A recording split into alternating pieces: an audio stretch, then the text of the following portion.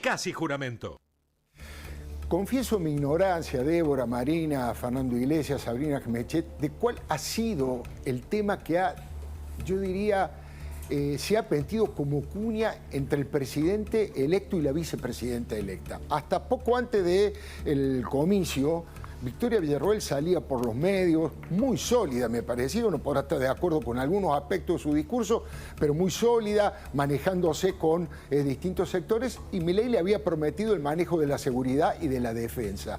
Se generó algo al medio, que insisto, no lo sé, tal vez lo sabe alguno de ustedes, se generó una diferencia muy fuerte que prácticamente ha quedado, yo diría, limitada al rol de vicepresidenta de la Nación y nada más, y no tiene a cargo, porque esas dos áreas tan importantes las han tomado Patricia Bullrich y Luis Petri, la fórmula completa de Juntos por el Cambio. Pero evidentemente esa situación sigue, lo que trasciende del lado de Villarroel, que por supuesto está enojada, se siente afectada, pero que es responsable institucionalmente, que no va a generar ningún tipo de conflicto. No sé si vos tenés información al respecto, Débora. Sí, bueno, es cierto, Victoria Villarroel a sus interlocutores les ha confirmado la molestia que tiene, de alguna manera decepción, porque estas áreas se había comprometido incluso públicamente Milei a que ella iba a tener injerencia en las designaciones, incluso ella para defensa pensaba en un militar, en un coronel retirado, había sugerido algunos nombres.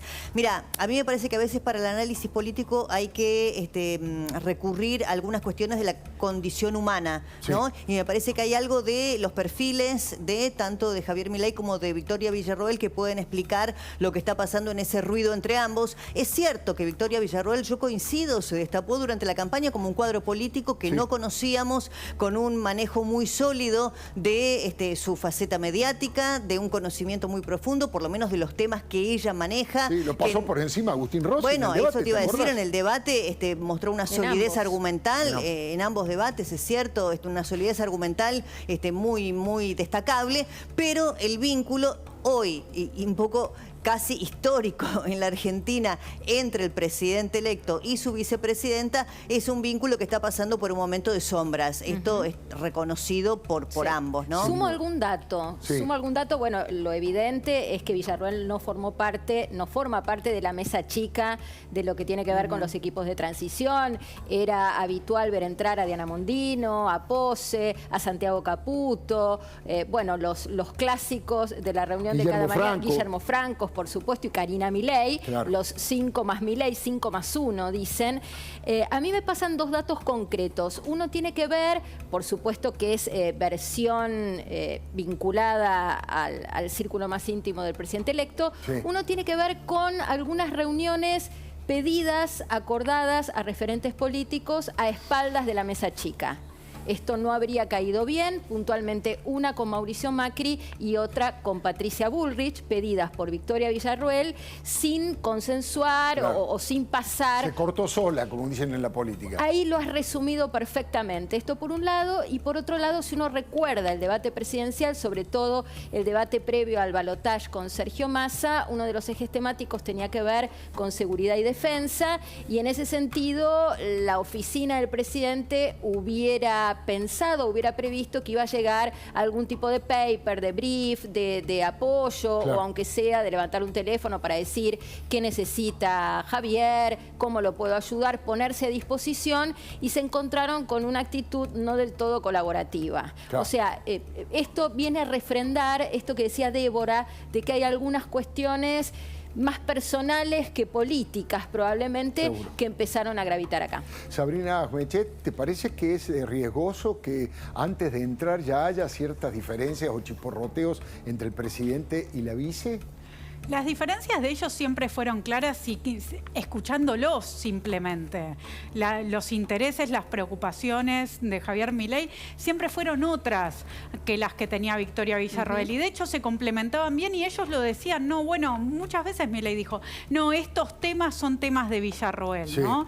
Y mientras ella tenía su base, su referencia en la familia militar, en temas de seguridad, en temas de defensa, él se dedicaba a hablar de economía. Entonces había un reparto que parecía que podía ser un reparto duradero y de hecho en la historia, como vos decís, de los vicepresidentes en su relación con los presidentes argentinos, las más virtuosas han sido cuando han encontrado de qué se ocupaba cada uno. Claro. O si no, hay puntos de choque. ¿Por qué? Porque el vicepresidente, la vicepresidenta en este caso, no tienen un rol claro, ¿no? Es bastante desdibujado lo que hacen frente al Senado y además Villarroel tiene un desafío muy grande porque el Senado hoy es un lugar complicadísimo para la Libertad Avanza. Bueno, tiene 8 senadores, ¿no? La Libertad Avanza. Sí, claro. Tiene solamente 8 senadores, le dijeron que sí iba a poder poner al presidente provisional, así parece, no sabemos cuándo todavía, es decir, no sabemos si va a ser a partir de ahora y las extraordinarias van a ser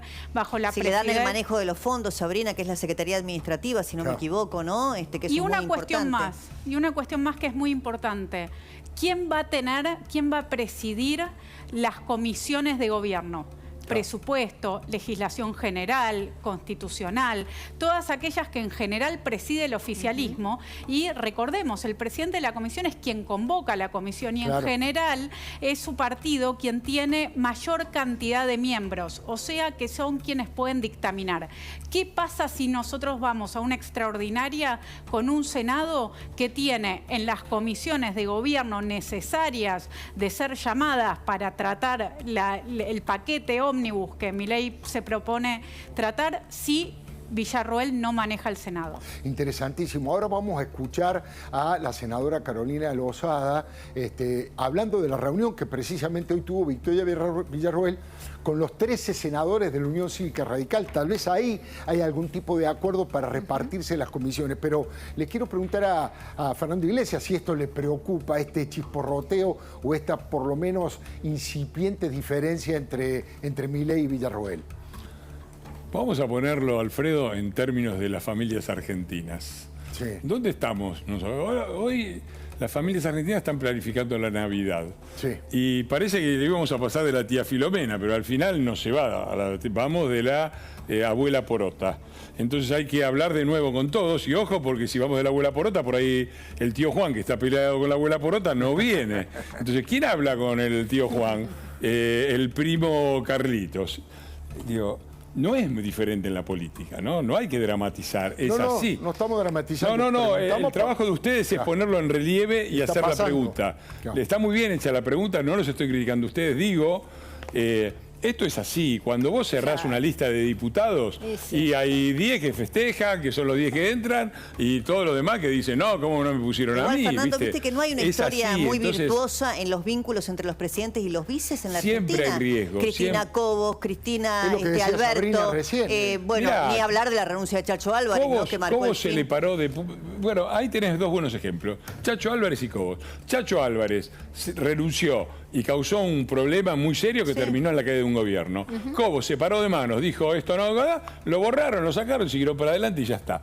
Entonces, igual hay algo que la lección de eso para mí es que eso forma parte de la dinámica razonable. Si ustedes me preguntan qué es lo que estoy viendo, yo estoy viendo en acción el teorema de Baglini. Sí, ustedes agarren a Milei, cuando era como yo, panelista en los programas 5 o 6 años atrás y qué sé yo, agarren ese Milei y agarren este Milei y lo que ven es una evolución que yo veo con ojos favorables al realismo. Porque te voy a dar un dato del teorema de Baglini o el pragmatismo. Por estas horas circula que Javier Milei tiene pendiente una reunión, una nueva reunión con Axel Kicillof, justamente para poder acordar cuáles son los fondos o los requerimientos de la provincia de Buenos Aires a cambio de ¿qué? De algo que es central para Milei hoy, que es lograr pasar por el Congreso el paquete de leyes que va a enviar. Es que ese es el punto. Yo creo, y esto es una estimación mía, hay un punto decisivo, un cuello de botella inmediato de este gobierno. Este gobierno asume en situación excepcional, con una herencia económica que es la peor de la historia. Si querés hacemos los números de tierra arrasada, si después querés después me lo preguntás. Sí, y comparamos cómo está ahora con cómo estaba la Argentina en el 2001 del neoliberalismo y la pobreza. Porque, digo, la situación es peor, 38% de pobreza contra 45%, con la soja a 190 contra la soja a 400, ¿no? Salario promedio $1.500 contra 200, 300 dólares, no sé ni cuánto hay. Sí, llega. Inflación cero, había deflación contra inflación, digo, dramático. Queremos no tomar el 2001, tomemos la tierra arrasada que les dejó Macri. Teníamos equilibrio fiscal, no tenemos más. Teníamos superávit comercial, 16 mil millones de dólares, con la soja a 340, tenemos la soja arriba de 500, se acabó, digo, 12 mil millones de dólares en el Banco Central, ahora tenemos menos 10 mil millones de dólares, que les aviso, son la plata de los que tienen los dólares digo, un desastre, hereda un desastre, sí. Una gran legitimidad de apoyo, 57% es mucho. ¿Pasa por el Congreso? ¿Esos 57% van a pesar a la hora de que tengan que levantar la mano? Ese es el problema, tenés una gran debilidad, ese es el punto, Débora. Tenés una gran debilidad de voto y por lo tanto tenés que hacer pasar muchas leyes rápidamente sin tener una mayoría. Entonces, todo lo que yo veo, si vos me preguntás si a mí me gustan las designaciones, sí, yo veo demasiado peronismo, hay mucha gente que no me gusta, todo lo que vos quieras, pero entiendo perfectamente la necesidad que tiene el presidente de hacer pasar un paquete de leyes. Entonces, digo, seamos un poquito racionales, tenemos que adherir todos un poquito al teorema de Baglieri y pensar que el país necesita ir adelante, necesita hacer cambios y necesita apoyo parlamentario. Creo que hay dos puntos ahí, si me permitís, Alfredo, porque por un lado, cuando dijimos los nombres de las relaciones picantes entre presidentes y vicepresidentes, no mencionamos a Cristina y Alberto. Claro. Y me parece súper importante esto, porque parece que las internas son solamente de los gobiernos no peronistas, cuando está terminando un gobierno que ha sido el peor gobierno de la historia, en gran parte por las internas que tuvieron, por cómo armaron gabinetes, por cómo tenían a un cristinista, un albertista o otro cristinista para frenar absolutamente todo. Y por otro lado, algo que has mencionado al pasar y a mí me parece que es interesante ahora que estamos empezando a conocer el liderazgo de Milei, es su decisión de no dar un discurso adentro de la Asamblea Legislativa, sino en las escalinatas. Porque esto marca un tipo de liderazgo bastante particular. A ver, en principio es algo que a mí me gustaría entender mejor por qué lo hace. Porque en el Congreso estamos los representantes de todos los argentinos que han votado a las diferentes fuerzas políticas. Mientras que en la escalinata seguramente encuentra a sus seguidores. Pero acá lo que está diciendo es, no le voy a hablar a la casta, le voy a hablar a la ciudadanía. Pero ojo también con esto, ¿no? Porque es lo mismo que hizo Irigoyen en el 16. No le voy a hablar al régimen que está en el Congreso, voy a hablar directamente con el pueblo. Y nosotros tenemos una historia de eso. A mí me parece que tiene que entablar este diálogo dentro del legislativo. Pero vos decís que puede ser tomado como una especie de desaire por la Asamblea Legislativa, porque yo pregunté exactamente lo mismo que estabas preguntando vos, el por qué, porque al principio se había especulado con un discurso corto ante la Asamblea Legislativa y uno más extenso ante la ciudadanía, porque la idea no es convocar militancia, sino ciudadanía. Por supuesto, después veremos con qué nos encontramos, y me dijeron exactamente esto, de espaldas a la casta, de frente a la gente, porque la idea es devolver el poder que recibimos justamente en acción, ¿no? Esta idea de que el poder no les pertenece. Pero yo lo que no había pensado es esto que vos sumás, que es que puede ser considerado como un desaire por el legislativo, o vos decís que no llega tanto. Lo que quiero decir es que una idea que se plantea como fundacional, de me opongo a la casta, tan fundacional no es, porque en el 16 pasó, en el 51 también pasó, otros presidentes ya lo han hecho. El punto es cómo quiere construir a partir de aquí por la debilidad que venimos conversando. Que al día siguiente va a necesitar que el paquete de leyes entre y pase. Entonces ahí tiene una, si querés, una dualidad de... dualidad. Claro, ¿cómo? Sería razonable que nos cuente a los diputados que tenemos ganas de votar un cambio en la Argentina en cada proyecto que acompañemos, cuáles son estos proyectos. Creo que sería una actitud razonable, porque también hiere cuando dice adentro está la casta, porque incluso están sus diputados sentados en este momento. Entonces me parece que es un liderazgo que tenemos que entender hacia dónde va. Y en esto que yo evalúo de la misma forma que Fernando, a mí me parece que si bien no es lo que yo prefiero, entiendo la inteligencia de tantos nombres peronistas y de buscar acuerdos ahí. Porque sí, es cierto, los de Juntos por el Cambio tenemos una responsabilidad con nuestros votantes, con nuestra ciudadanía y una claridad de ideas que todo lo que tenga que ver, cualquier proyecto que tenga que ver en el PRO con lo que nosotros planteamos antes, vamos a votarlo afirmativamente. Entonces entiendo que vaya a la conquista de parte del peronismo. Pero también entiendo que es responsabilidad del presidente y tanto el discurso de Asunción como también la apertura de sesiones los 1 de marzo, son momentos en donde los presidentes vienen al Congreso a plantear cuál es su plan. Por eso me llama la atención su decisión. Sí, yo creo que está haciendo un mix de ambas situaciones, porque, insisto, Victoria Villarroel ya se reunió con los integrantes del bloque del peronismo en el Senado. Esta tarde lo hizo con los integrantes del radicalismo, 13 senadores. Están empezando a haber reuniones, de hecho Martín Menem, el diputado, ya empezó la transición, y fíjate que a la salida de ese encuentro, Carolina Lozada, ¿qué es lo que planteaba respecto de la reunión que tuvieron con Victoria Villarroel? Fíjate. El tipo de trato que ella planteaba, que ella quiere tener un trato en donde hable con cada uno de los senadores, quiere tener un despacho en donde la puerta esté abierta para cualquiera que quiera hablar con ella, plantear cualquier cosa. Bueno, eso es algo totalmente diferente a lo que estamos acostumbrados en este cuerpo, ¿no? O sea, la nueva presidenta de este cuerpo va a ser...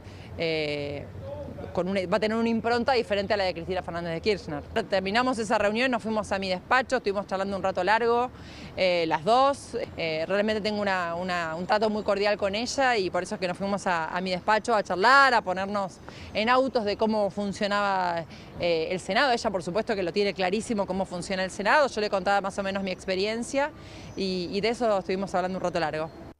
Bueno, interesante lo que está planteando Carolina Bueno, ahí tiene Lozada, al presidente provisional del Senado, Paoltroni, que tuvimos que aprenderle el nombre. Francisco Paoltroni.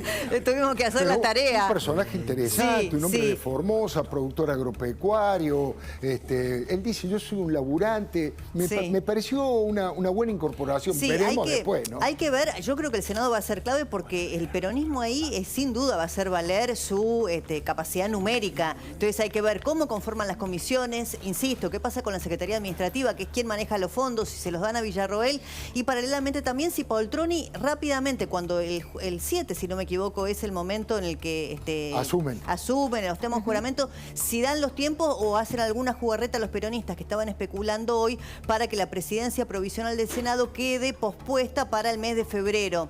Entonces hay que ver ahí cómo hace valer su número el peronismo en el Senado, no es un tema menor, ¿no? Marina Calabro tiene preparado un informe increíble por las vueltas que tiene la vida política en la Argentina. Ella nos va a contar cómo es esto de Javier Milei de la mano del neomenemismo. Marina. Es así, Alfredo, porque ya tenemos 3 nombres o 3 apellidos Menem como parte de la flamante administración Milei, más algunos adherentes que también vamos a repasar. Si estás de acuerdo, arrancamos por Martín Menem. Tenemos un extracto que tiene que ver con su presentación en sociedad. Fue en el programa de Jonathan Viale, fue acá, en esta casa, fue de la mano de Javier Milei y este es el principio del regreso del apellido Menem al Poder Ejecutivo Nacional y aledaños. A ver.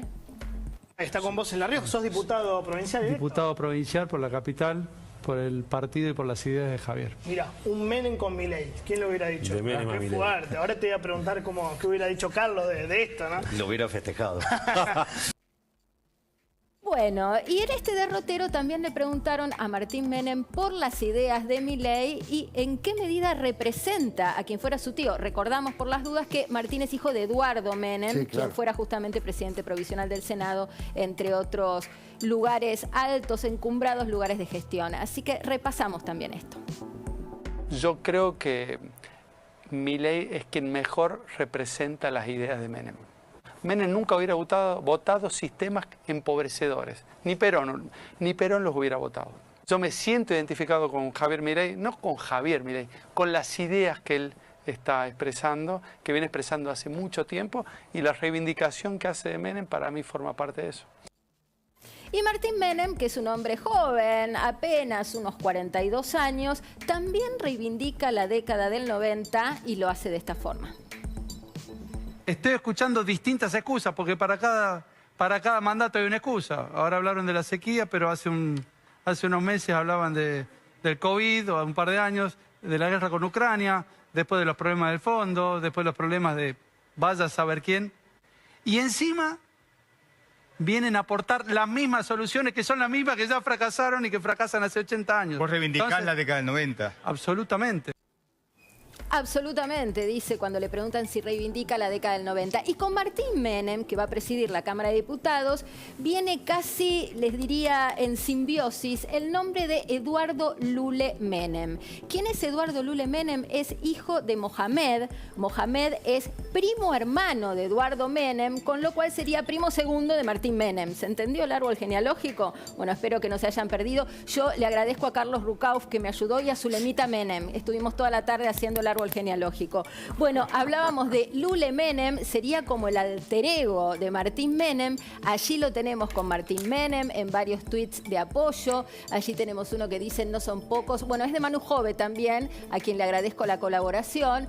Dice no son pocos los que adelantan que con Martín Menem como presidente de la Cámara de Diputados, dice, crece la cercanía al poder, lo veo chiquito, de Eduardo Lule Menem.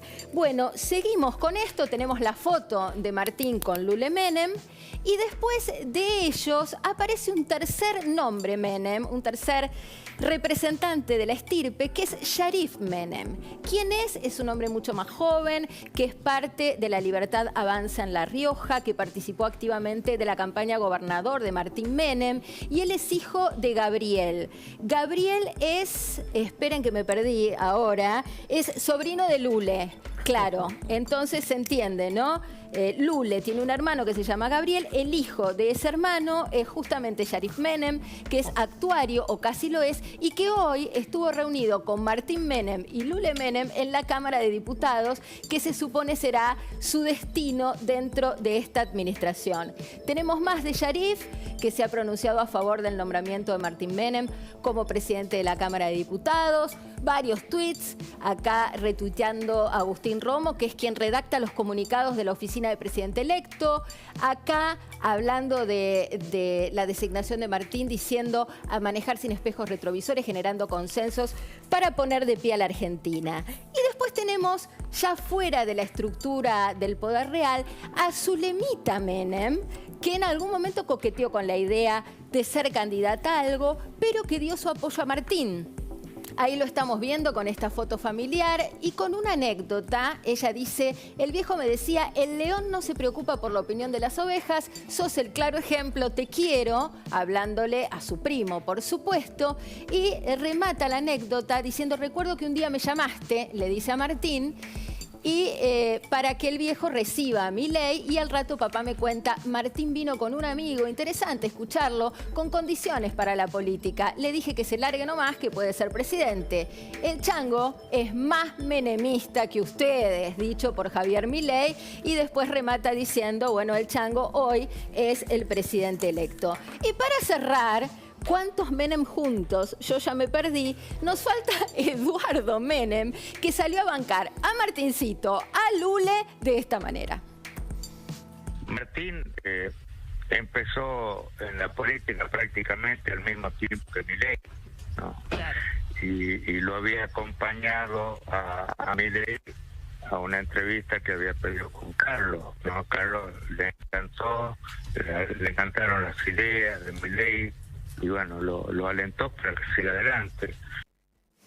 Y para cerrar, la última opinión de Eduardo Menem. Había algún Menem más por ahí, pero les vamos a hacer precio para que puedan dormir esta noche. Pero bueno, les decía, la última opinión tiene que ver con una pregunta concreta que le hicieron sobre la vuelta de los 90. Se le hizo Jessica Bossi esta mañana en Radio Mitre. Y así cuenta lo que él califica de falacia de la frivolidad del menemismo. A ver. Y buscaban cualquier pretexto para atacarlo, la pizza con champán, una ocurrencia de una periodista que mintió sobre el tema, ¿no? Cierto que se comía pizza, pero no con champán. Carlos nunca le gustó el champán, Carlos no le gustaba el vino tinto. Bueno, interesantísimo, Marina. Nos hemos quedado sin tiempo. Me hubiese gustado conocer la opinión de los diputados sobre este neomenemismo que también se está instalando junto con otras cosas. Pero bueno, será en otra oportunidad. Diputada Mechet.